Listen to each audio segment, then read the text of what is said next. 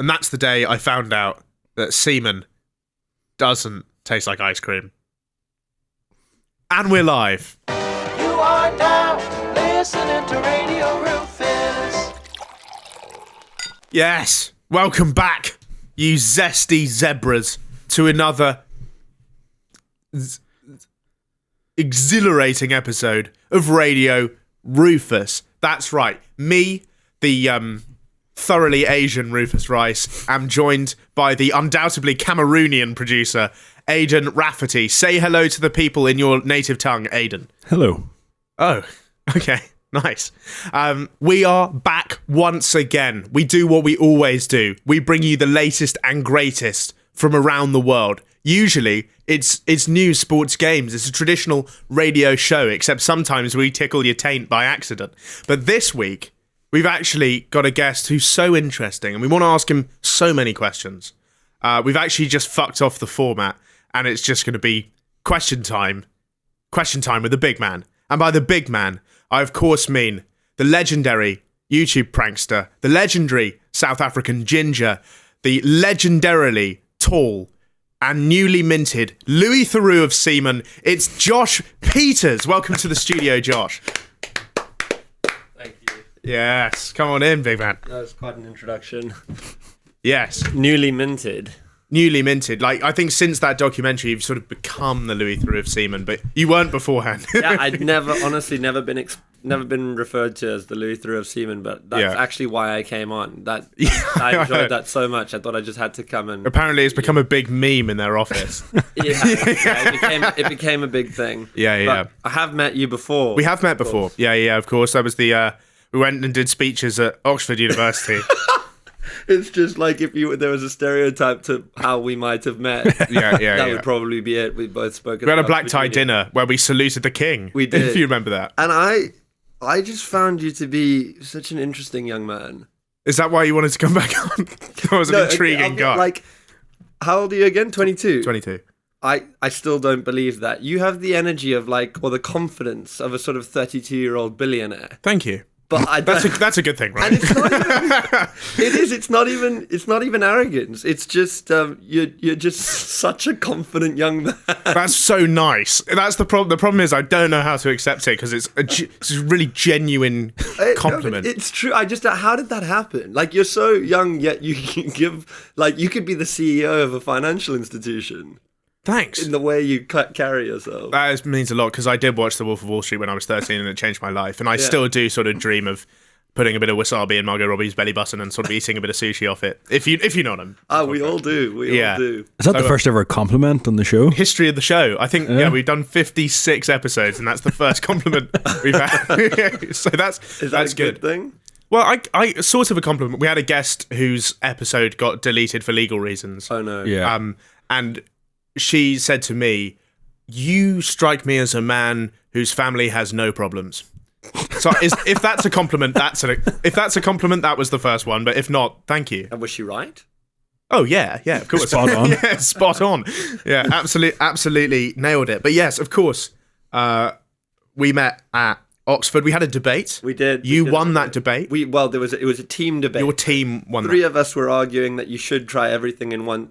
3 of us were arguing that you should try everything in life at least once. Yeah. And 3 of you were arguing that you shouldn't try everything in life at least once. I'm still absolutely gobsmacked we lost that. But given that everyone who voted yes is basically okaying fucking their own mum. Yeah. At least once. Well, you've got to try it. You have to. Well, I guess so. We're in a post-truth era. Yeah. It's Trump time. There are no rules anymore. We have to explore all avenues. Yeah. An unexpected guest at that dinner was Gabby Hanna, the Gabby Show. She was there. So we're at this dinner where everyone is wearing black tie. The girls are in lovely dresses. The guys are in black tie suits. And Gabby Hanna walks in ripped jeans and a beanie and some ratty jumper. And she's just like, "How y'all doing?" What the fuck was she doing there? She looked like a hobo. I didn't even know she was in town. I had no concept of the fact that Gabby Hanna would be joining us, but there she was. Why was she there though? What the fuck brought her to that dinner? From my understanding, she had done a talk there the day before and had sort of still stuck around. Right, okay. But she wasn't involved in our thing. She just sat in the back with her face like a slapped arse. Yeah, I think she found Oxford as a place just fascinating. She said to me, like, I thought this only existed in Harry Potter. I was about to say. There were real places that looked like that. She was blown away. She thought she was in Hogwarts. Yeah, exactly. Yeah. But the bad thing is like she's going to go back to America thinking that England is like Harry Potter now. Because she hasn't been to Scunthorpe. Yeah, I mean, I haven't either, but I know it's there. Whereas she has no idea. Yeah. No, but that's fine, That's all right, I think. Because we did go there and we did like sort of salute to the king and do. At Oxford. Yeah, like we did all that. It was Hogwarts a very shit. stereotypical like version of being British. Well, it's because like the Oxford debating, what's it called, the Oxford Union. Yeah. Is how they prepare politicians for like sitting in Parliament and arguing with one another. It's set up in exactly the same way. To prepare you for that. So it is a very strange thing. You've got like 21-year-old students running around in full attire, like acting like, that is exactly how every American pictures a British man, though. Like they expect to hear your accent, and now she goes back thinking that's just how we it went is out on a across the night board. out after, and this girl stole my bow tie. Yeah, and that's what they think. Whereas in reality, the average British guy is a lot more like Ollie Ball, for example. Probably doesn't have a bow tie. No. Yeah. Oh god. What's the girl going to steal from him on a night? Probably that cord in your hoodie. It's like, I think it's supposed to adjust it, but I've never seen that actually work. or like The Lunchables out of his back pocket. Yeah, the waistband in your tracky bums. Yeah. What'd you just call them? Tracky bums. Tracky bums? That's not controversial, surely. I just don't think it's cool. Have you ever heard of that, though? I haven't. Tracky bums. Why not just bottoms? Why do you have to make it weird? Tracky bums is the same. You delivered one of the most passionate speeches Thank you. I've ever heard. This guy, Josh Pieters, goes into the historic Oxford University debating chamber and justifies 9/11 on the basis that if it hadn't happened, he wouldn't have met his fiancée. Yeah. And also... And then he did a handstand. And also... the argument that incest is in fact entirely reasonable and necessary, because if Adam and Eve hadn't had kids and their kids hadn't had kids, we wouldn't be that famously historically accurate story. Yeah, it's very accurate. But it's I've got some news for you actually, which is a bit embarrassing to admit now. But the fiance I mentioned at the time is no longer my fiance. So it was such a passionate speech. Thank you. But which like I haven't like said anything about that publicly, but there's a few comments that are starting to mount up like, you owe us the truth. I don't know, you fucking shit. You just follow me on Instagram. People are so self-entitled with stuff like that. Yeah. Well, they owe you a truth about the dissolution of your own engagement. Yes, exactly. Oh, right. And do you think they're overstepping the boundaries? Nah. That's perfectly I put reasonable. myself out there, man. I've got to open myself up to it. But yeah, so did they sort of notice that your ex-fiancé is not really around? Well, I guess, we're not in each other's photos. I was at Casper and Amber's wedding last or 2 weeks ago. Yeah. And obviously, we weren't there together. So right, yeah. Yeah, it's been a crazy year for me. It's such a shame because maybe you would walk back what you said, which if you said, if the planes hadn't flown into those buildings, George Bush wouldn't have started the war on terror.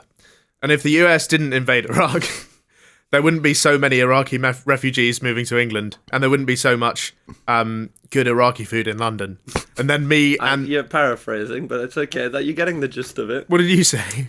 I think I said essentially that... I don't...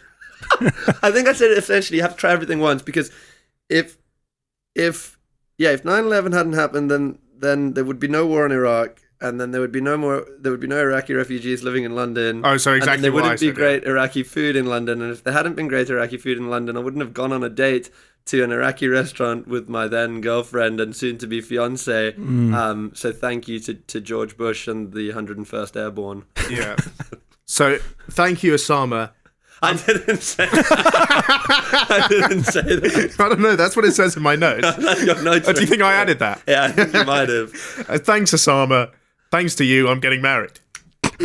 I don't remember it exactly like that, but yeah. You know.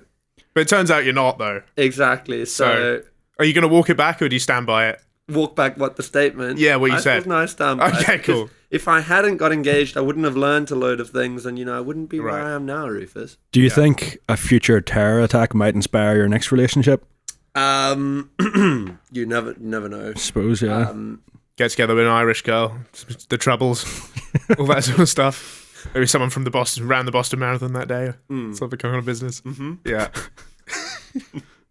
Totally. Yeah, of course.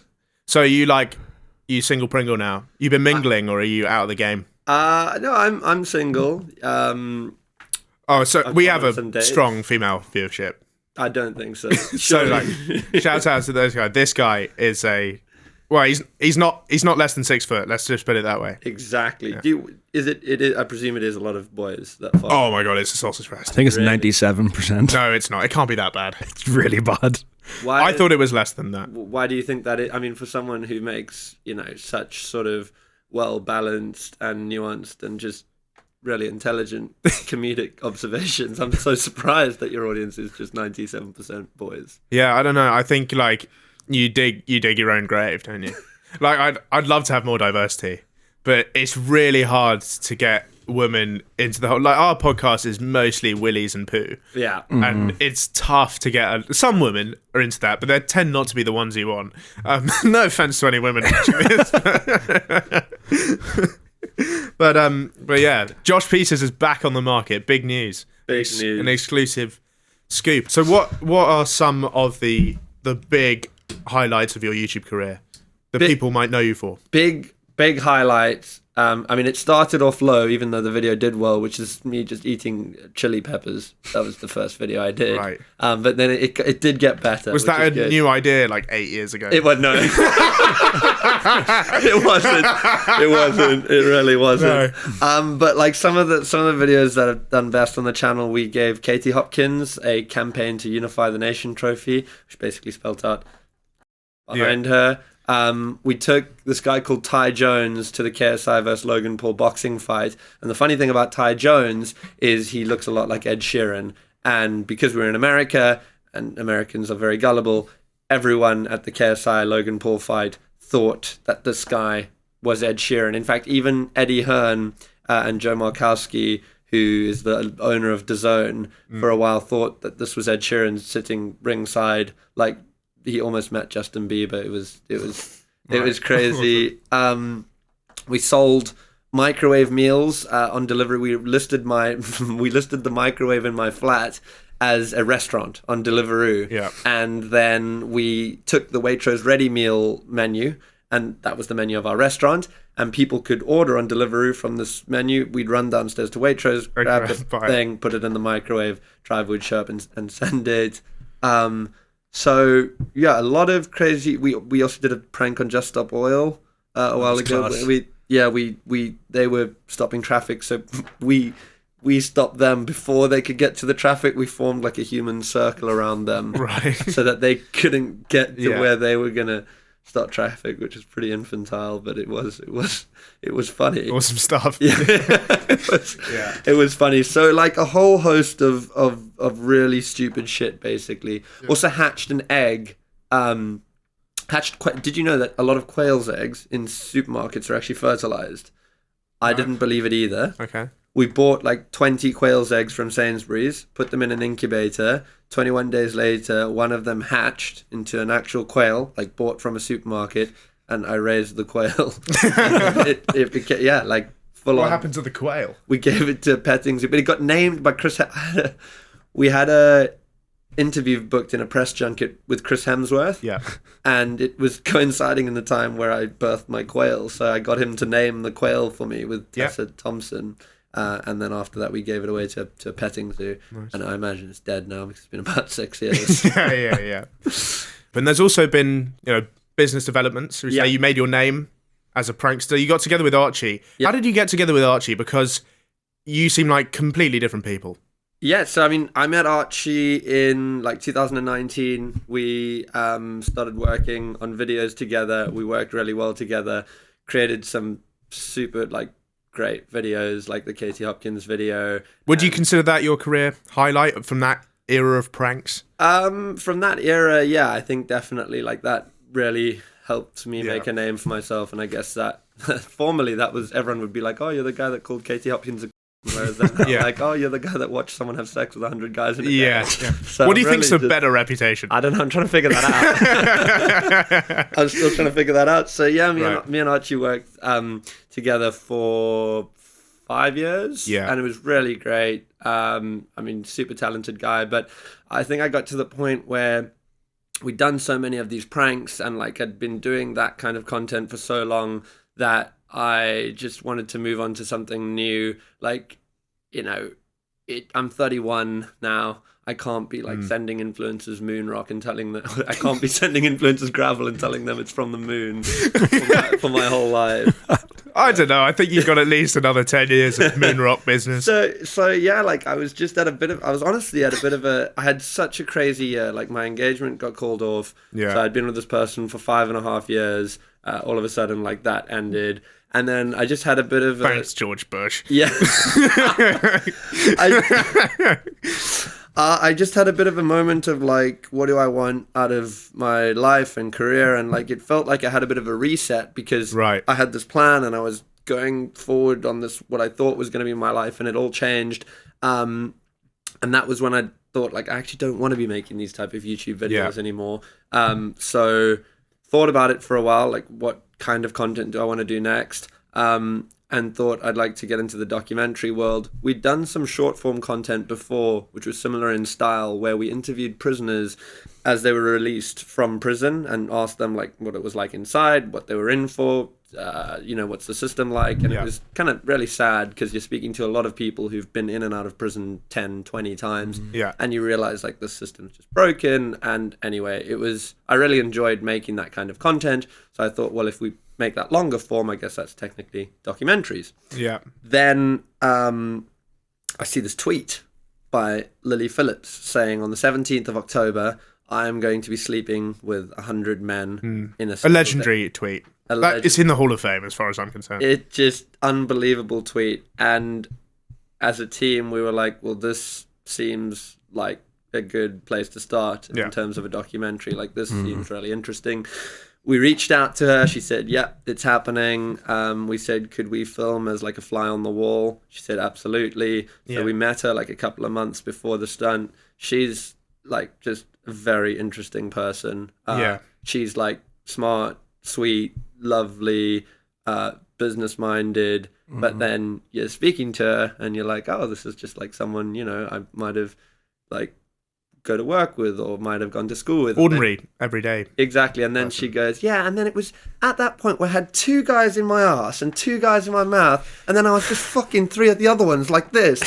Yeah, all right. And you're just like, she just says it without batting an eyelid. Yeah. And it's just like, that is so interesting. It was interesting seeing your reactions whenever she was just unloading the arsenal of sex toys on the bed. Yeah. She pulled out that fucking traffic cone. It's a big cone. Yeah. It goes up either I've hole. stolen some of those on nights out. I've taken some of those home. Not those. Oh, I didn't stick it up my arse. If that's what That one's bendy. Right, It's okay. got a bit of give to it. Well, before we get into talking about the Lily Phillips documentary... Sorry, I got sidetracked actually. It's all good, but we just wanted to present you with this award. This is the... I can see through it because of the light. This is the Certificate of Charisma and Knowledge. Oh, that's so nice. The COCK. How come some of the letters are bigger? I don't know. We just chose some specific letters to stand out there, but it is the official. That is official COCK on behalf of Radio Rufus, the Certificate of Charisma and Knowledge. So if you just like to hold that up to the camera, everyone applaud Josh Pieters on his new award. Thank you. And nobody will know where I stole that joke from because nobody's watched that. No, it's really, really good. Thank you. I appreciate that. Yeah, you're welcome. Obviously, we want to come on to the topic of your documentary. Did you expect it to do as well as it did? Because it really became a thing. Yeah, I thought it would do well. I was just so pleased that it did do well because, like, we spent a long time making it, and like crafted it quite carefully. It was obviously like a fairly sensitive story to try and tell. It's fantastically executed. It's a brilliant documentary. Thank you. Yeah. If you haven't seen it, I massively recommend it. How long was it that you were working on it for, from like first day of pre-production to the actual Probably like September, early September to end of the year. So, to like 15th of December. So yeah, 3 months. Wow. I thought I was a devoted follower of the OnlyFans war, but you have given Been more on the time front lines. more time to the. You're like one of those news reporters that they send to Baghdad, and he has to wear the helmet. You were there. At the scene. I really was. I saw it all. Not all, but yes, I didn't know exactly how it would do, but I thought it should. Like I was like, this should do well. It's an interesting topic. And the first few days it was up, it was just doing like a normal YouTube video would do, so nothing special. Yeah. And then one tweet blew up, and I think that tweet's got like 220 million views now. Like, right. Elon Musk reacted to it like with some comment. Yeah. Like Ben Shapiro. Russell Brand, all the winners. Yeah. they all, a lot of right wing. Absolute gutter press. This video or this documentary made a lot of right wing men very angry, which I found really interesting. How big an overlap do you reckon there is in subscribers of those channels and subscribers of this one? No. Don't know what you're talking about. It was interesting, but I didn't actually think it would do as well as it did. Yeah. Although, I don't know, you become desensitized to it as well, because we were watching it, and I've obviously watched it so many times, and I was like, fuck, this is really good. Then I was like, oh, but is it? Like, I don't know. But you forget how, like, weird of a subject matter it is, and how interesting that is. Well, it's like our podcast. Like, sometimes we record what I would consider an average episode. Yeah. And then this one. Yeah, like this one, for example. But then I listen to other people's podcasts, and they're so bad. I was like, oh, wow, our podcast's actually quite good. Yeah, and you're so humble. And I know. Like, you ever watch other people's documentaries, and you're like, well, these are shit. So, like, maybe mine's not the greatest, but it's going to look good compared to that. Well, let's get on to, what happened in the documentary itself, because we'd love to know some behind-the-scenes info. Sure. And there's a range of questions from deep to stupid here. So hopefully you're happy with those. When you first met her right at the beginning, she made you what looked like the most dog shit cup of tea I've ever seen. Yeah, it was really bad. Was it rank? Yeah, it was so... I didn't understand. It was almost like, 3/4 milk as far as I could tell. Yeah, I don't know what... I don't know how you can fuck it up so badly. I don't know. Yeah, it was... I felt bad though, because like... So basically we... Obviously, there's like a little bit of producing that goes into these things. Whereas when we walked in, Tom, who directed the documentary, said to me, like, if you can, just ask her for a cup of tea, because, like, juxtapositioning you having a cup of tea in this lovely London house, where she has sex with guys for money, like, or for her career, OnlyFans and Pornhub and whatever, is, like, obviously just a really funny, like, sort of contrast. Yeah. So I asked her for a cup of tea, and she was like, "Oh yeah, sure." And then she made it, and it was undrinkable. But she approached it like she hadn't even heard of a cup of tea. I know. Yeah. It's something like she wasn't even trying. I know. I don't know what. Like maybe tea's fading out. I don't know. It was like showing an iPhone to a caveman. Yeah, and then he was like, "What?" Like she's like a Derbyshire hun. I would think she's like big on tea, but really not. I would think she's at least seen one before. I think she's seen one. Yeah. It was a smart move asking her to make it before she showed you all the sex toys. Yes. Yeah. You wouldn't have fancied that cup. That was a great cold open. Yeah. What immediately struck me, and maybe this struck you as well, is immediately the staff members had faces censored. All this sort of, don't you think it's kind of strange that they're clearly ashamed of their job? Like clearly they think there's something wrong with it, don't they? Yeah, I think like it might be a bit of an assumption to say they're ashamed of it. I think like Lily is an exhibitionist and a performer, and she loves showing people like her stuff and putting herself out there, whereas I guess a lot of her team are more private people with families, and like they understand that like there is a certain amount of vitriol that comes with the territory of doing what Lily does. So I understand why they'd want to keep themselves censored and private. It is the harsh reality of the matter is that like Lily is the one who's left to deal with all the fallout or all the shit. Like, the rest of it is just her. No face. But I think she's aware of that, and that's why it's her business, and she's the boss, I guess. It kind of seemed like some of them at some points knew that it was somewhat questionable morally. Yeah, but they're still it threw me off a bit because they're still happy to let her monetize herself and let her go through with it. It kind of felt like a Black Mirror episode at times. It did, yeah. I mean, what they said to me was like, look, Lily wants to do this and she's going to do it with or without us. Yeah. So all we can do is try and make her do it or help her do it as safely as possible. Yeah. And, you know, if I'm not going to be here doing this for someone else is. Yeah. So that's the way they view it. But yeah, I understand what you're saying. Like, It's like a drug dealer uses the same justification. Like if I wasn't selling drugs to these kids, someone else. It's not like there's going to be no supply if I leave. Yeah. Someone else is just going to take my job. Yeah. Right? It's the same sort of logic. yeah. Exactly. But I don't know if you would call it, you know, they're not doing anything illegal. So It's not the best analogy. but yeah, this is the whole thing. It's like how far we've come as a society with like the liberties we're afforded and what is legal and what should and shouldn't be allowed, and that's why loads of people are saying that she shouldn't be allowed to do this, and I've had like 500 invitations to church and all these different things. Really? Yeah, genuinely, like there's, because the video did quite well in America, and it's obviously like more religious out there, so we've just had so many things being like, please come to our church with Lily so that we can like help you find Jesus and all this they want to like save her. yeah Right. Everyone thinks she's like, because she is such a sweet, lovely girl and she comes across that way, I think it's like a lot of people's instinct to think that they need to save her, which is kind of interesting. I mean, I felt like that in a way at some point, but like that's not why I'm there. I'm not there to say what she was doing was right or wrong. I'm just there to like show it to the world, and also I think show some truth to it, because a lot of what these girls' strategy is to go on like podcasts like the Whatever podcast, or basically the boys who have Andrew Tate pictures on their walls in their podcast studios. We took it down.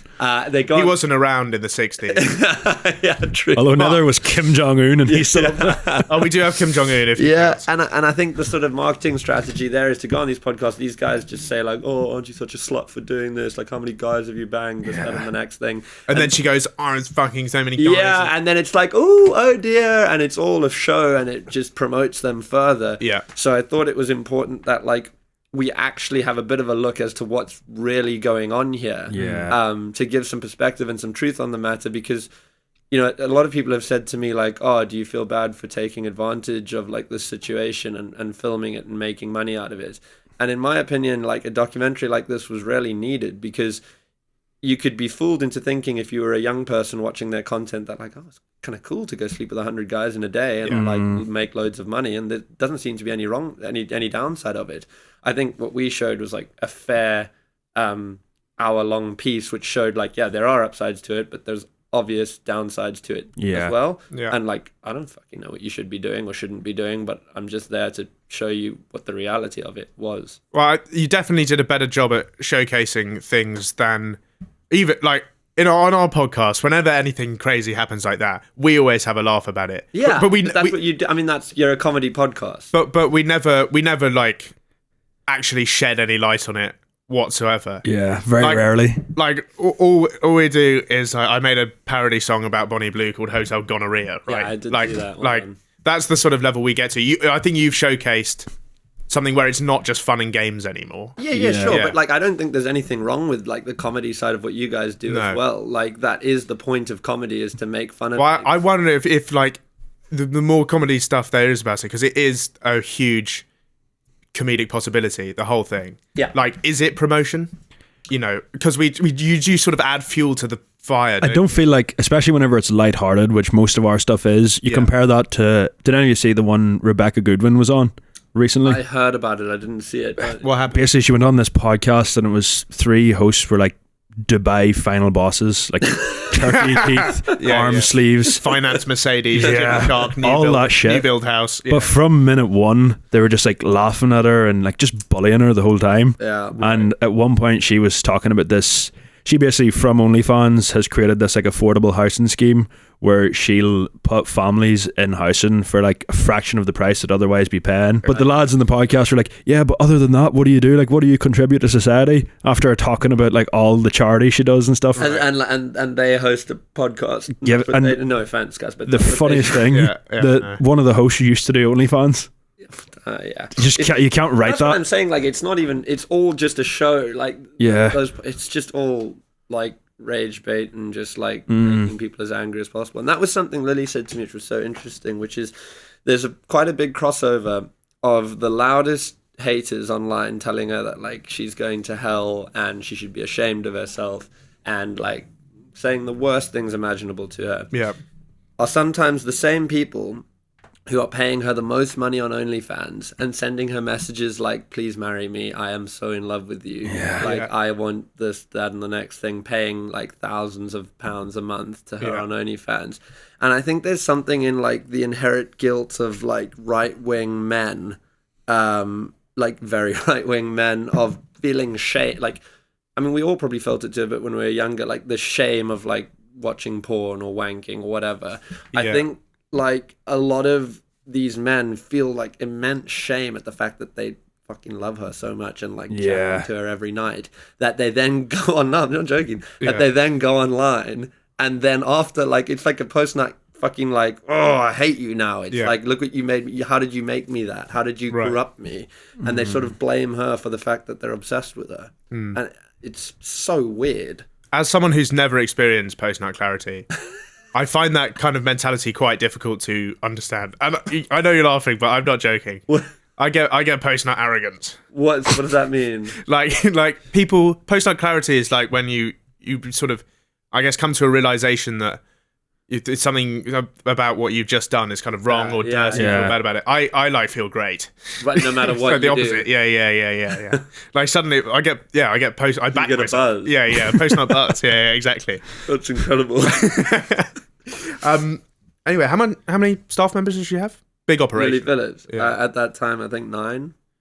Were they all necessary in your opinion? I don't know. I mean, I only met a few of them. Yeah, like it's a big business, so probably. I mean, there's like just a lot of money coming in and a lot happening. Because she said that, and then immediately after, she set up a tripod by herself and just did that. did it right there, and it seemed a little bit unnecessary to me. But she did say the assistant does it occasionally, and I really wouldn't like to see what the average person applying for that job looks like. Yeah, probably the average me. Lily Phillips, like Inc.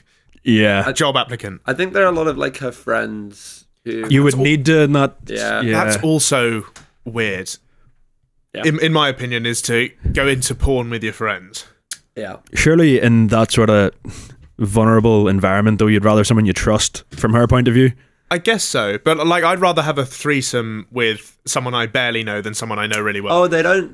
She's not shagging them. Screen together. Yeah, but it's close enough. Yeah, but no, they just work together. Like they do the behind the scenes sort of stuff. I would say after the first 10 videos, you're completely desensitized to it. Yeah, maybe. Definitely. Yeah. But it's also like, it's easy to fucking like sit and judge and be like, oh, that's weird. But, like, she's their friend. I don't know what their backgrounds are or circumstances are, but like she's offering them like a job. They get to work with their friend. Like you can see the allure of it, but I don't know if it's a good thing or a bad thing. Do you feel like she was always well informed from, like, surely you have a team of 9 people doing something like that, there should be someone on top of all the like medical things, the screenings, the STD checks and stuff like that, and it didn't always seem that they were on top of that. No, they weren't. They were. It was. They were underprepared for what they were doing. Yeah, I think. And I think that comes across. But I think like it was quite alarming to us, like just how little prep had gone into that day. Yeah. Do you feel like it might have been a case that even the people involved in it didn't think it was actually going to go ahead? Yeah, some of them. Yeah. The first guy who showed up that we talked to on camera was like, I didn't know, was I going to get mugged today when I showed up? Like you didn't know. Yeah, but I mean, even with the staff, because of how mental the whole scenario was in the first place, do you think that might have been a reason why they were underprepared, or... So what do you mean? Say again, sorry? Like because of how mental the whole scenario was in the first place, and everyone was doubting online whether it was going to go ahead or not. Yeah. Do you think people within her team was actually like, she's not actually going to do it though? Oh no, they were definitely going to do it. Yeah. Right. They were full throttle. So that first guy was ready to lose his wallet. He was there. Right. Like she has some big fans. Yeah, like more people started showing up throughout the day once, like I think they heard from people that it was legit. But that was also the worrying thing, is that like people, they were just like, yeah, just invite your friends. So like anyone was kind of showing up. Yeah. The fact that there's no process is quite scary. Yeah. And also one of the bits in the documentary where you brought up to her that you can get STDs transmitted orally, and she had no idea, but that was when the alarm bell started ringing for me. In fairness, I didn't know that. Really? But I'm not showing 100 guys in a day, so I feel like, you don't need to know it as much, but yeah, I know I did find that interesting. Yeah. I mean, she was sort of the opinion of like it comes with the territory. What, HIV comes with the territory? Or just like that's like the risk you run, which was quite worrying to hear. Yeah. But that's an insane attitude to have towards your work. But I guess Lily's probably quite like that in all aspects of the job. Is she's just like, yeah, fuck it. I think so. Yeah. I think pretty much. I mean, she's only 23, but I keep forgetting you look so old. I keep forgetting that I feel like I'm talking to a fellow 31-year-old. Be like, yeah, you know what? She's only 23, and you're just like, yeah. We've never had a guest that actually thinks we are our age or younger. It's always like, you're 35. Yeah, everyone always accuses us. How old are you? 25. Fuck off. That's bullshit. He's just 25. Yeah. He used to be 24. At one stage it was 24, Yeah. What the fuck? What do you think about the guys that you spoke to? Like, what first the guys that you saw there, was there a pattern in those guys? Were they the same sort of people? Were there different sorts of people? I think at first it was like people you'd associate with like being quite online people. Not to say that they were very strange or anything like that. They were just like very in touch with the online world, and so kind of like you know, in tune with what's going on. I wasn't there. I know. I didn't say you were. You were, though. You were in both locations of the Bonnie Blue situation and the Lily Phillips one at the time of them happening. Yeah, but that's just circumstantial evidence. Sorry? It's quite coincidental. That's you not... were spotted in Notting Hill that day, were you? I was not. He just said Why that. Are you so red? You told me you were doing a club appearance or something. Was it in Nottingham? Yeah, it was a joke. I definitely wasn't in Nottingham when that Bonnie Blue thing was happening. Probably. I've seen the videos of you and your dad. I can imagine the two of you like two-man putting step. yourself forward for that. Wow. As long as I can go first. Yeah, you wouldn't want to be going after, would you? No, I don't think so.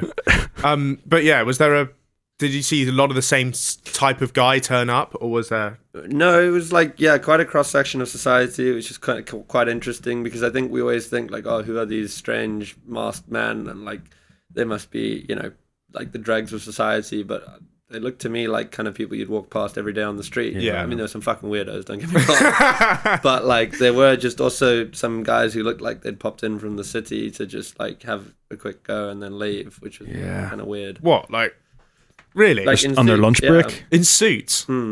I was not expecting that. I know, me neither. I was expecting 100 tracky bums in a row. Yeah. I'll be real. Tracky bums. Yeah. No, it was all sorts.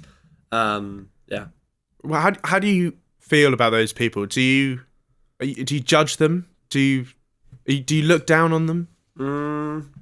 I wouldn't do it personally. No. I don't know. It's a really complex one. Do you really get it? Like, do you get why they're there?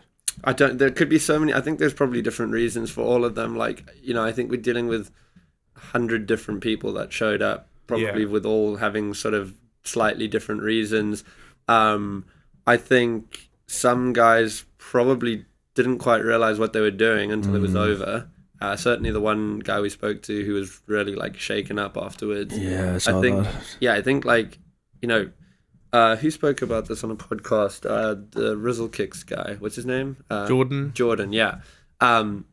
Spoke on a podcast about like male consent being like a really interesting thing, because obviously like to have sex as a guy, like you have to sort of do it. So it's like an interesting thing. Whereas we as guys grow up thinking like, you've got to get like a hot girl, and if you're ever presented with a hot girl, like obviously you get with her, like that is what you do. So the Lily Phillips now saying to everyone like, yeah, come. I've met loads of hot girls I haven't gotten with, just FYI. Just FYI. but maybe because you weren't presented with the opportunity. But if you've got now like this really good looking girl literally being like, yeah, come have sex with me, right. I think a lot of guys are tricked into thinking like, yeah, of course I got to do, like when am I going to get a chance to do this again? Like, Yeah. I get to have sex with this incredible looking girl. And then they do it, and afterwards they think like, what the fuck? Like, why did I do that? The ultimate post-nut clarity. Yeah, Yeah. but kinda. That lad was properly shaken. Like Yeah, he was. like I don't, he sort of half admitted that he wished he hadn't done it, but like I think most definitely he didn't know what he had just done. Yeah. But then we also spoke to a Swiss guy in the interview who was like the most chilled out, like cool European sort of guy. He was like, yeah, I've been a fan of Lily Phillips for like ages, and Yeah. flew over, and like I think she saw. He flew over for it specifically. Yeah, flew over from Switzerland. He seemed like a pretty, like they're so liberal with sex. I feel like in Yeah, the Nordics, yeah. that he was just like, yeah, like some of my friends made fun of me, but I think it's cool. And yeah, I mean, he seemed to really enjoy it. So Was he the man that brought the rose? no, I don't know a who random one? brought the rose. For people who don't know, someone brought a rose. A white rose, A white rose. which for reasons I can't remember. No one else brought anything as far as I'm... Yeah, there's something tell. like all the people found it, like something poetic or something about there being a single white rose, because like of what the white rose signifies, but I can't remember. Would it not traditionally signify purity, which is quite Could do yeah something like that. Which is quite contradictory? deeply ironic. Yeah. I think it's almost... Well, not to get like a sort of high school English class about this. Yeah. But I think it's sort of a metaphor. Like the one white rose there. Mm-hmm. That's like, that mirrors what Lily is doing, right? Like Yeah. she's the one white rose surrounded by the Johnnies. Yeah. Which, that's all the men right yeah, there. nice. Yeah. And like at the end of it, the whole documentary, she's surrounded by this team. She has sex with 100 men, and ultimately she's just sitting there on her own, Yeah. like absolutely miserable. It seems like sort of like incredible toll to Yeah. put on one woman. It's a bit of a tragic thing, and I think the rose signifies that perfectly. Yeah. Not to, Nice take. yeah, cheers. The use of personification in this paragraph. Right, Aidan, I know you're big into workers' rights. Something I've been concerned about for months. Yeah. We've sort of been Really, covering why all would it this be stuff. based? We've been covering it live on the show since it's been happening, but I've always been really concerned about whether she was getting enough tea breaks. Lily was. Yeah. Because if you're like a bus driver or something, every 4 hours you have to take Yeah. 20 minutes off. I actually don't know, because they asked us to leave when like the day started. Yeah. And then we were only invited back, as you see, like at the end of the day. But we were originally scheduled to come and film with them like at a lunch break at 1 or something. Yeah. And then they were like, it's too busy. There's not enough time.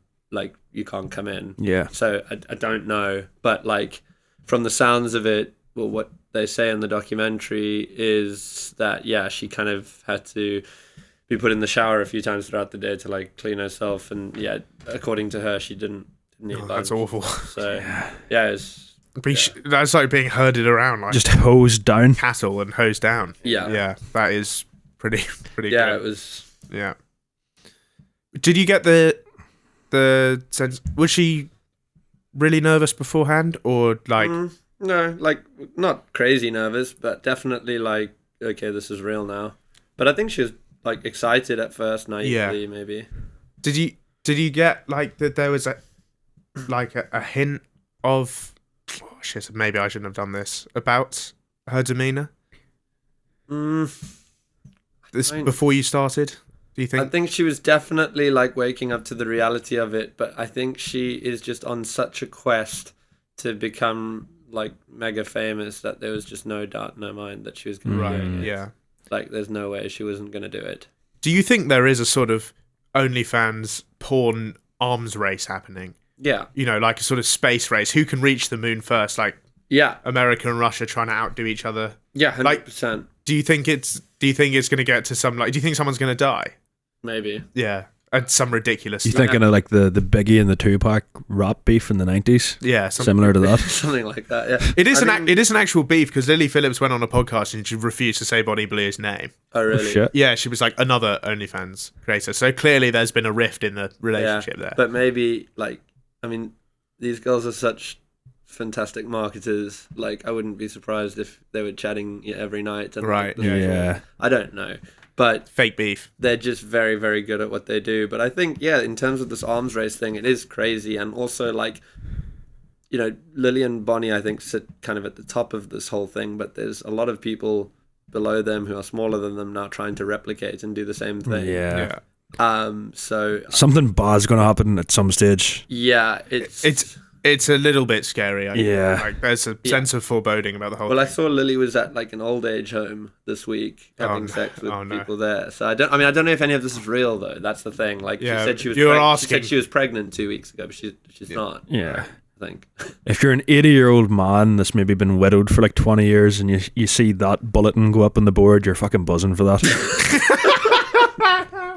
Yeah, I know that's what she says. Like she's doing them a favor. Yeah. I think that's a heart attack waiting to happen, personally. but- Yeah, no, it is Yeah, like, dangerous. I think It is that's dangerous. I think that's going to be a problem. She says a lot, and she keeps reiterating this point. I think Yeah. that like these things are her fantasy as well. Mhm. Do you think that's genuine? I don't know about sleeping with 100 guys in a day being her fantasy, but like from speaking to her and what I understand about her, I think she genuinely enjoys being a porn star and genuinely enjoys like exhibitioning her body Yeah. and like she loves OnlyFans and I think she genuinely loves her job. I think what's most important to her in life is notoriety and to become famous. And I think she very well understands that these kind of stunts are what's going to get her there, in her opinion. And so she knows she has to do them. But given what I saw after that day, that wasn't someone who enjoyed what they just did. Right. She was upset. Like, and I know she said afterwards that she wasn't and she was overwhelmed. And like, I don't know.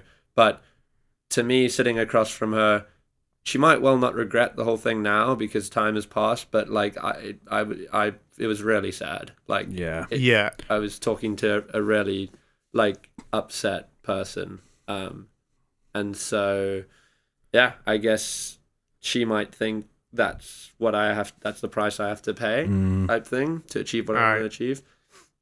But yeah, what's also interesting about her is she's not, so what I can tell, money motivated. Like, and she's making money.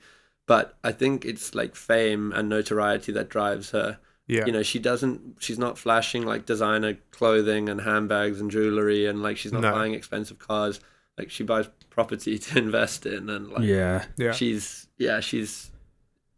not doing it for the money, I think. She raising rent prices for single mothers. Is that what, behind the scenes? Is that what she's up to? she's just landlording behind the scenes. I think she just like, she said to me a few times, like, wouldn't it be so cool to have a world record? Wouldn't it be so cool to be the first person to do this? Right.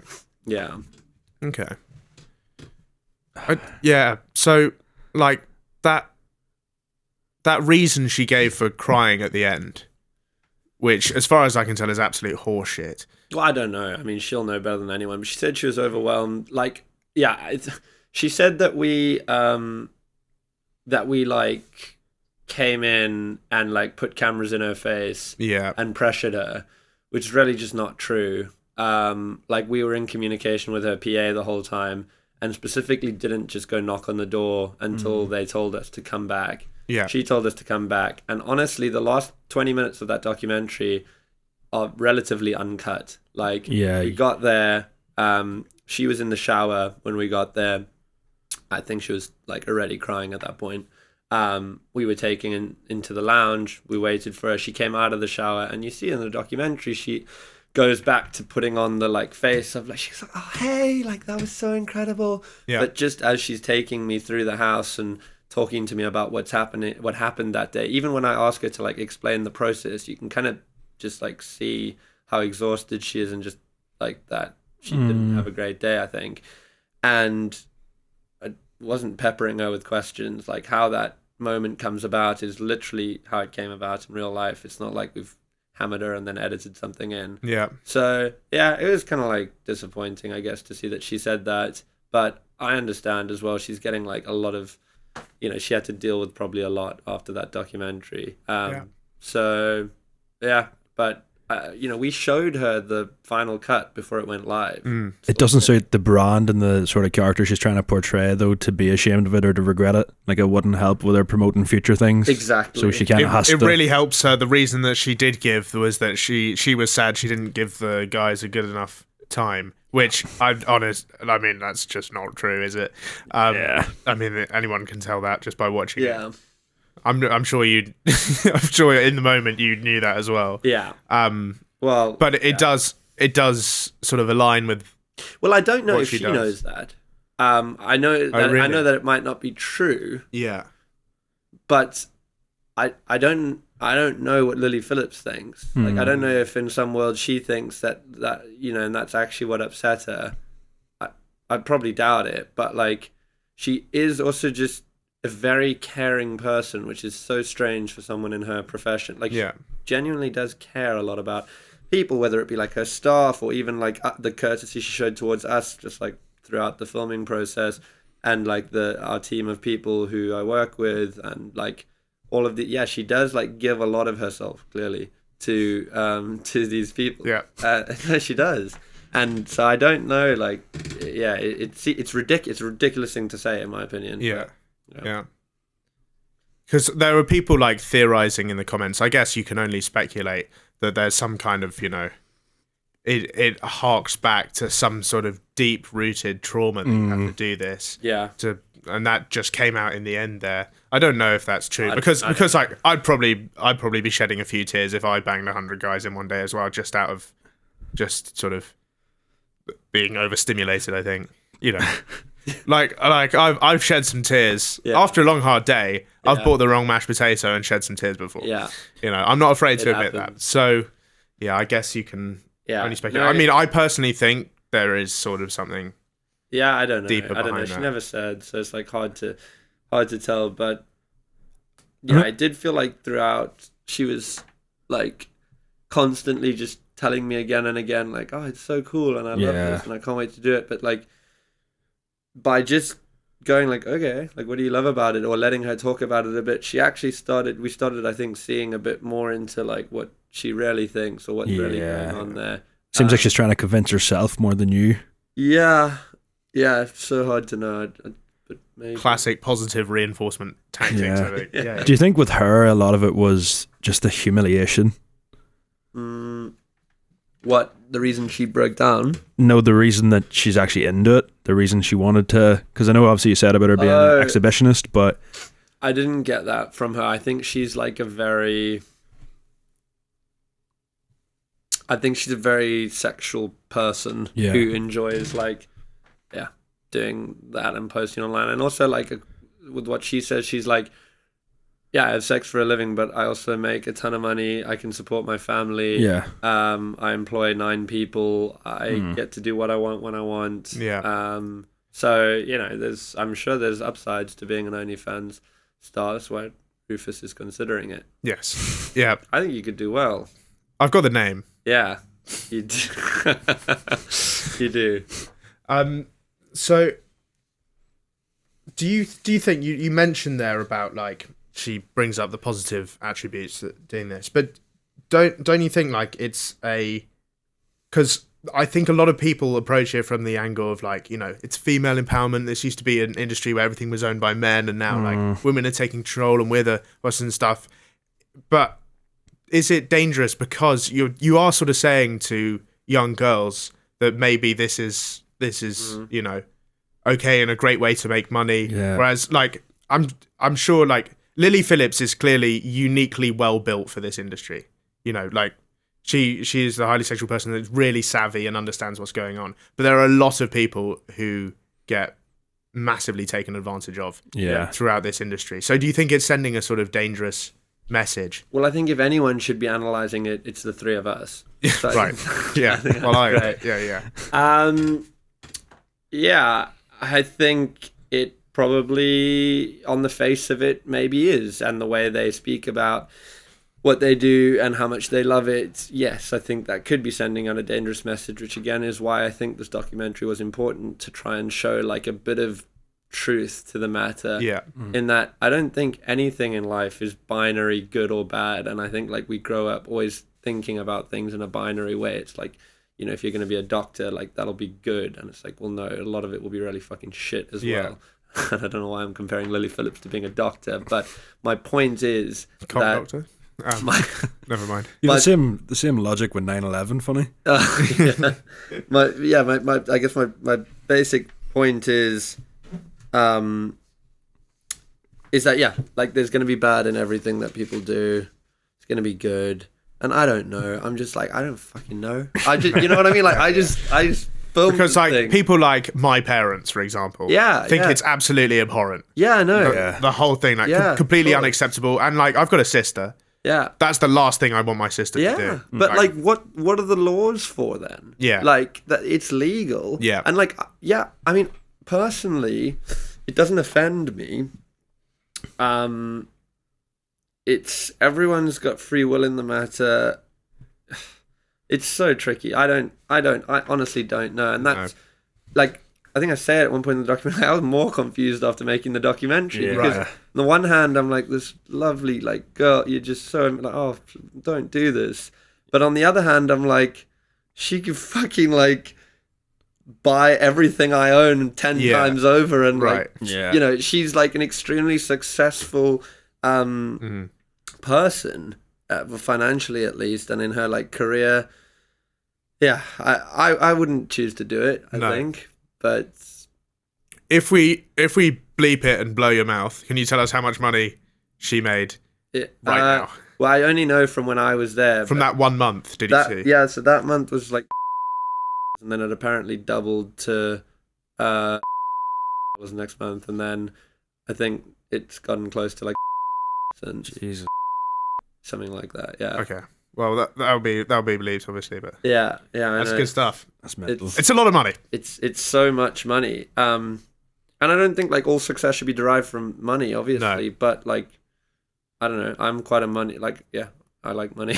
You're a money guy. Yeah, I do. I think me and Lily Phillips is the only other person I know now that would rather be famous than have money, apart from me. Yeah. It's a deadly combination. Just I'm not money motivated at all. But I don't think I think she's more motivated than me with the notoriety thing. Yeah, there's a stand-up called Jim Jeffries, Australian, who talks about like the worst combination of things in the world is to be poor and famous, because he got recognized while he was in a Poundland, like, and just got people like laughing at him, asking him why he was in a Poundland if he was so famous. So he said that's definitely that's the worst combination of things. Right. He has the best ever name for a tour that I've ever heard, the Alcoholicost. Jim Jeffries had the name of that on his tours, did he? Yeah, he's got some jokes. So you went into the room after the shagging. Describe that smell. It was a bit bad. Us. It smelled like I don't know, man, like that, you know, like the sweat that builds up on like the sort of tight areas around your groin after a day of sport or something. How strong are we talking? It was pretty strong. I'm not too sensitive with smells, but clearly our camera operator Tom, who was sick. He gagged, and he actually gagged 3 times. We only left one of them in the edit because like it seemed fake. More times than Lily. It was like it just seemed like he was putting it on. Yeah, but he wasn't. Yeah. So yeah, it was gross. Like I don't know. It felt a bit like just felt kind of dark. Yeah. Was it the sort of smell you can taste? No, it wasn't that bad. Like it wasn't to the point of tasting it. It was bad, and like the room was gross, but like I don't know. I'm not squeamish with that kind of thing, but it was more just like sad. It was like just a sad sort of scene. Yeah. It's like fucking dark and like, just like I don't know. Yeah, it was. I know you were saying, Rufus, about you wouldn't want your sister to be doing it, and a lot of people always make the argument about like women in their life, but it's only men paying for it. Like there is no OnlyFans, there is no Lily Phillips without the people giving her millions of pounds, which is majority men. Yeah. Which I fundamentally can't understand why. How much was it for 5 minutes to chat with Lily Phillips? 300 quid. I think. Oh no, that wasn't even to chat with. That was like, I think for a 3-minute video they paid 500 quid. Where are they getting all the money, John? I know. Well, like I know. I mean, there's some guys who just spend like inordinate amounts of money. And I think some guys are even, it's not even that they like can't get girls. I think they have these weird fantasies and fetishes for doing this shit. And like, have you heard of like findoms?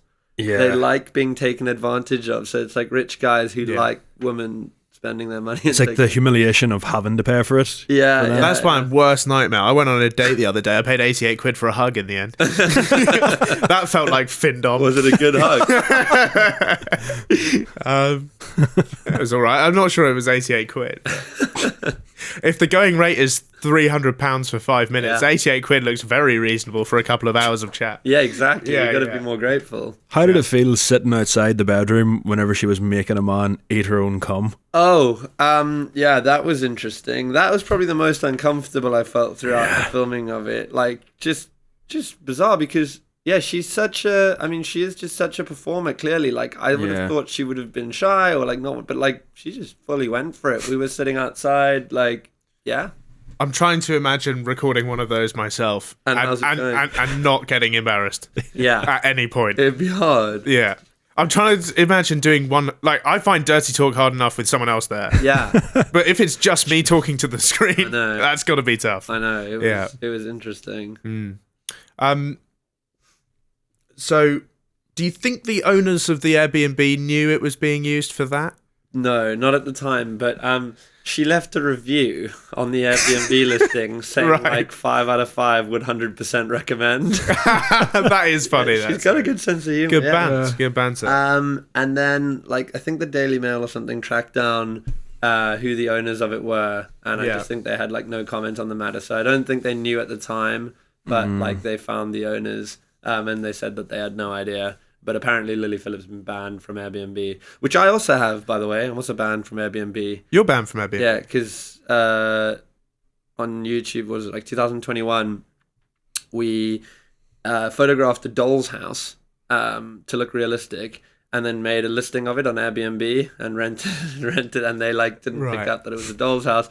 Someone turned up to stay in the doll's house, and we said like, no, it's a prank, but he has a 5-star hotel and like on us, go enjoy the night type thing. So that was interesting, but Airbnb didn't enjoy that video. No. Yeah, because it kind of showed that you can just put anything on Airbnb and they'll let it. Right. And you could just show up to a scam, essentially. Yeah. Being on the front lines whenever Lily done the 100 man, Yeah. do you think seeing the man come and go, it's clear that Bonnie Blue was stat padding or lying about the 1,000? Because that just First of all, that seems impossible. yeah. She claimed 12 hours as well. Firstly, I mean, it wasn't like, Normandy. I wouldn't say I was on the front line. It was. I was there, but yeah. I wasn't there, so it's hard to say.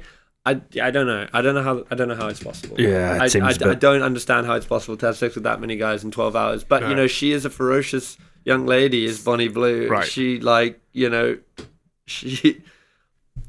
I think she's very.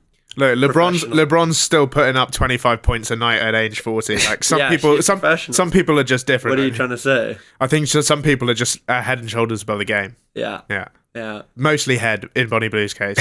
But also, You go. I can't say. God. there, did you get a bit emotional afterwards? Did you? After filming with Lily? Yeah. How did you feel after that? That evening afterwards. Were you moved by the whole experience? I was very tired. Yeah. Because we'd been there since 7 a.m, and then that ended at like 11 at night. Yeah, it was really interesting. In the room was really sad.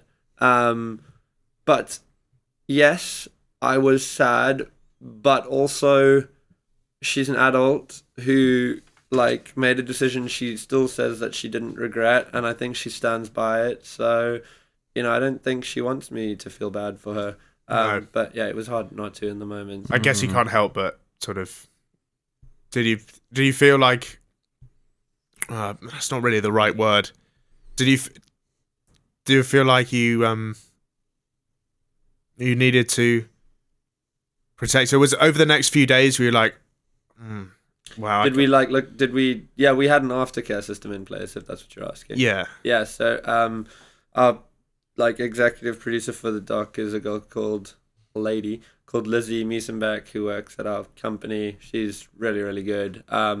So she executive produced the whole documentary, and she was in contact with Lily the whole time, before the filming, during the filming, and after, and like, yeah, checked in on them when the whole thing blew up, and you know, it was going mental on Twitter, and there were people sending all kinds of threats, and like it was getting a bit nasty. Like Lizzie made sure that they were in contact with like therapists should they need it, or like all the different support networks they would need, and like the phone was always open to us. So we made sure we did that. And annoyingly, a lot of like some of like the mainstream press and journalists who covered this like criticized us for not having an aftercare system in place and not doing things properly with lawyers, and like criticized our credentials and abilities as like documentary filmmakers. Yeah. But quite simply, there was no lawyer credited in the credits because he doesn't want to be credited. Yeah. And also, it's like they were saying that we should have psych tested her before we filmed with her, but it's not a reality show. Like, she's not. I'm not there. She's not joining the army. Yeah, this isn't. Josh Pieters didn't create Sleep with 100 Guys in a Day. We observed something she was doing. Yeah. And yeah, I thought that was like interesting. People criticizing us for not psych testing her before. Yeah. Like, imagine that. Like, hey, all right, love, I'm a 31-year-old YouTuber, gonna film you doing your thing. I think you're a bit crazy though. Can we psych test you just before we do the documentary? She'd be like, fuck off. I don't need to be psych tested. Like, she's not the subject of our experiment or anything. There are loads of TV programs like, these are Britain's nuttiest bastards. They're doing some crazy shit. Yeah. So, I mean, I think, yeah, definitely we felt like a bit of... I also did this interview for BBC Newsbeat straight after the documentary started getting big. Yeah. And I was quite excited to do it. It's like a big thing on the radio. Yeah. And this journalist just absolutely hammered me with questions like that. Like, no niceties. Just like, so you guys didn't really know what you were doing. Like, da-da-da. And I handled it quite well. Yeah. And lo and behold, they just never aired it. Oh, really? Yeah. So, like, I'm just like, fuck you guys. Like, you literally were trying to catch us out on, I don't know what, you didn't, and now you're just not airing the whole interview. Yeah. And it's just like, stuff like that was quite interesting to see. I think maybe a lot of traditional, like, media and traditional outlets were maybe like, whoa, why are they can't come and make documentaries, like that's what we do. Yeah. But yeah, that's sort of the direction we want to go in. Yeah, so channel. what's the next move? I understand your company is called Goon Squad Productions. Yeah, which apparently this is not. Did you name that before the modern meaning of that word? Yeah, it's been around for 2 years. But like the by which modern meaning are you referring to? Oh, I mean like the internet. Absolutely freaking yourself silly. Yeah, I didn't even know that was a thing. I'm too old, man. Right. I didn't even know that was a thing. So you meant it in the sort of old sense of goon? Yeah, well, just like basically, Casper, who I used to live with, is still my best friend. When we'd be running around the house making stupid videos, he'd be like, oh, the Goon Squad are at it again. Like, just as a colloquial sort of throwaway term. Yeah. And so then there was born the name. Right, it became a thing. Yeah, so let me give you because I got sidetracked earlier. I'll give you a quick rundown of, like, what's happened in the year and everything. Yeah, and sure. what's happening with Goon Squad. So, yeah, obviously made videos with Archie from 2019 to 2023. No, what was last year? 2024. 24, yeah. Yeah. So sorry, made videos with Archie from 2019 to 2024. Really great. Like, honestly, some of the highlights of my life. We had so much fun working together. Set up a production company called Goon Squad Productions, which essentially services the YouTube channel, but we also have clients that we make adverts for. Yeah. So we're kind of like just a content company. We do our original stuff, which goes on my YouTube channel, or if anyone else wants to make something, Rufus, if you ever want to make a show, maybe we can make it for you and pitch it somewhere. Okay. No, I'm looking forward to Rufus Rice's Party Planet. There we go. And then we create ads. We've got a bunch of consumer brands that we create adverts for. So we set that up. That was growing. Stuff on YouTube that I was doing with Archie started fading out a little bit. I wasn't enjoying it as much. Like, he was quite keen on like pushing things further and doing like slightly more stunty, pranky stuff on YouTube. And I was like just feeling that I didn't want to do that anymore. And we were kind of ending up somewhere in between where we were making videos that neither of us liked very much. Right. And they weren't performing very well. So we sat down and we had like a super grown up chat, decided to go separate ways on YouTube. So the YouTube channel now is back to Josh Pieters. And then he wasn't loving the sort of marketing life and like creating ads for brands. So we parted ways on the company as well, but we're still good friends and we're still keen to potentially do some stuff together, like on television or a podcast or something. But for the moment, I'm focusing on documentaries on YouTube and then Goon Squad, which is now, we've got 6 full-time employees. It's almost as big as Lily Phillips. Yeah, no, we're getting there. We're getting there. And it's honestly, it's been really awesome. Like just finding a bit of structure in my life, having been a YouTuber since I was 21 and I'm now 31. Like, yeah, I know. Do you miss those days where it was just like yourself and a camera? I miss how fucking easy it was. Yeah, I miss that I could like record some absolute crap and like edit it and it would get like 1 million views. Yeah. Like a chubby bunny challenge. Yeah, exactly. Yeah. But like I always, I think even at that point, like I often crave structure, like, you know, just being at home and like partying and making YouTube videos and stuff. Like that's all we used to go out like 4 or 5 nights a week. Yeah. And just with the loose cannon Jack made on it. I just saw you saying Godjo as if like that's what you're doing now. Yeah, good. And I was always like, oh, I wish I had like an office and like a bit of structure. And now having that, it's been really cool. But it's really difficult as well. Like, you know, we're running a full-on production company and creative agency. Like, it's not plain sailing all the time. No. It's difficult, but I'm finding it really fulfilling, and so just much happier. It's easier to say, obviously, after this documentary's done so well. Yeah. Before we'd edited it, before I knew how good it was going to be, like just filming it, like I love this. I love being able to just talk to someone as myself. Yeah. I was very sick of playing an exaggerated version of myself on camera. So being able to like actually just be me and talk to a really interesting person like Lily Phillips or yourself, you're also kind of interesting. Not quite. That I want to keep doing that. Yeah. We're actually working on a documentary at the moment, which I think is going to be really cool, which is all around like the Brit Crew YouTubers and where they're at now. You're probably do you remember who the Brit Crew were? You were probably very young. This is Marcus Butler, Zoella, Elfie, Zoella, Jim Chapman, all of the people who walked so you could run. It wasn't really my sort of thing. You would have been like fucking 7. I do remember. What did Alfie Days do once? He lived on £1 for a day. A legendary moment. Yeah. Alfie, I am not a Tory Days. That's great. No, I was more of a Thatcher Joe guy. Oh, are you? Yeah, you've actually told me that. Yeah. Yeah. I was. I went through some of your old videos before we did this. You know, I'm a fan of the Weakest Kink as much as as much as the next guy.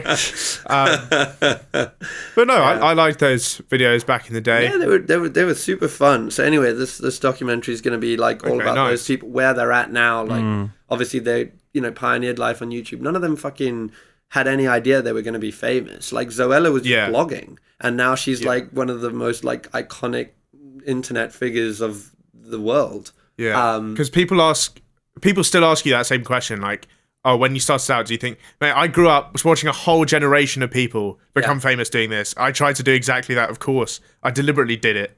Of course, it became a career. So like, and there's nothing wrong with that. It's just crazy that those people, some of whom maybe had no idea what it was going to be like to be famous or didn't want to be famous, are now all of a sudden thrust into such fame. So it's been really interesting to chat to some of them. We're still filming. It's just going to take a little while. When do you think that's will be? It's still like at least 3 months. Probably it's going to be. But that's the next Goon Squad production. It could be unless we can find. We're like exploring a few different stories. So if something can happen sooner, then we'll do that. What about Rufus Rice's Disco Minge as a pitch? That sounds really interesting. It's where we travel around the world. Yeah. Is this now a documentary? Or is this just a show? Travel doc. Travel doc. It's a travel documentary. Okay, hosted by Rufus Rice. Well, given that my name's on it, I hope so. No, just making sure. No, it could have been me exploring your disco minge. Right. No.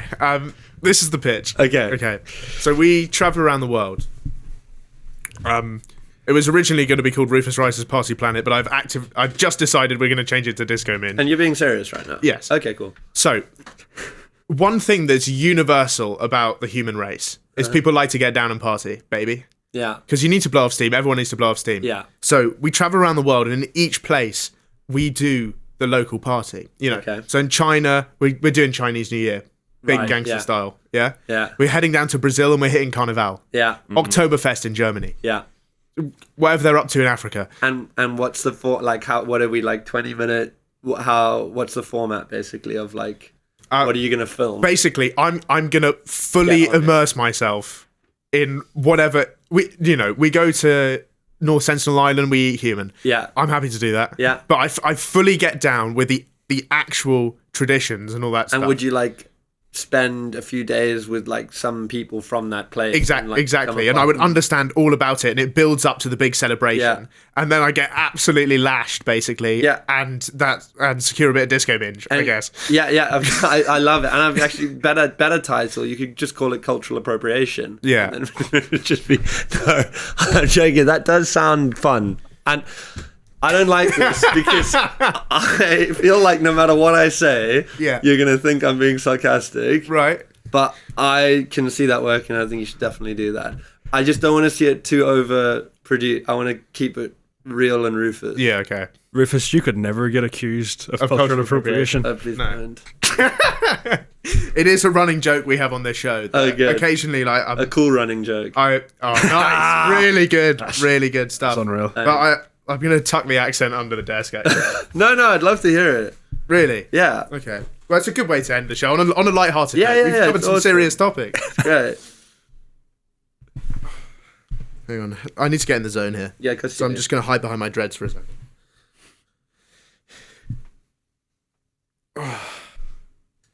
Wagwan Generals. Trav Marley here, the only Jamaican who wears sun cream at night time. We're here in my hometown, London, Jamaica. Home of the Snow Bunny. Clearly, we're in the middle of a blizzard. Gonna find a Shaniqua to play upon me trouser snake tonight. Don't really know it's going this fun, to be honest with you, Josh. Do you want to give it a go, Josh? No, absolutely not. We do actually have something else, something to just end on. And you do this, and you don't get in trouble. No, Why? I have no idea. If I'm on it, the people love Throb Marley. That's the character. Crazy. Everything's changing. Yeah. We just got you this as a token of our appreciation. Oh, thanks. As a big thank you for coming on the podcast. That's for you right there. Feels empty. No, I promise you there is something in it, and it's not like a rattlesnake. It would be really funny if it was a rat. You open it from the front. It's like a... It's like a flap. Okay. Oh, that's nice. This is our very own bottle of Radio Rufus Man Spit. Is it yours? Yes. It looks like dishwashing liquid. Right. But it's sort of spit. Is it? That's very clever because you can order. I thought you didn't. You should have ordered it from Lily. You can order bottles of her spit. We didn't think you'd want that. Thank you. We thought you'd Thank want you. our very own. We were thinking of bringing this out as a We've been product. working on that for weeks. That's great. It's alongside our already existing line of scrotum water. But wow. yeah. That's really kind, guys. So, I appreciate that. Yeah, thanks so much for coming on, Josh. It's been a huge pleasure to have you on. We Yeah. eagerly anticipate the next Goon Squad production. Thank you. Brick Crew, where are they now? Exactly. So that will be exciting. And we'll see you again next week. Back to you in your house.